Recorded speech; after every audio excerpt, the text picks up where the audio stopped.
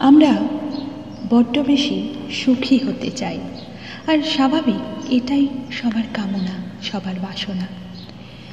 কিন্তু সবসময় সেটা হয়ে ওঠে না। তাই যেখানে আমি সুখ লাভ করতে পারছি না, যেখানে আমার আত্মশুদ্ধি হচ্ছে না, যেখানে মনের সন্তুষ্টি আমরা পাচ্ছি না, সেখান থেকে সরে এসে নিজেকেই নিজে সুখী করা ভালো। কি বলো বন্ধুরা? তোমাদের লেখা কিন্তু পাঠাতে পারো, তোমাদের লেখার অপেক্ষায় রয়েছে। ভালো থেকো, ভালো রেখো।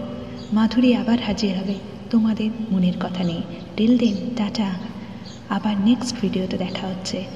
যারা নতুন তারা প্লিজ সাবস্ক্রাইব করে দিও আমার ফেসবুক পেজ অ্যান্ড ইউটিউবে।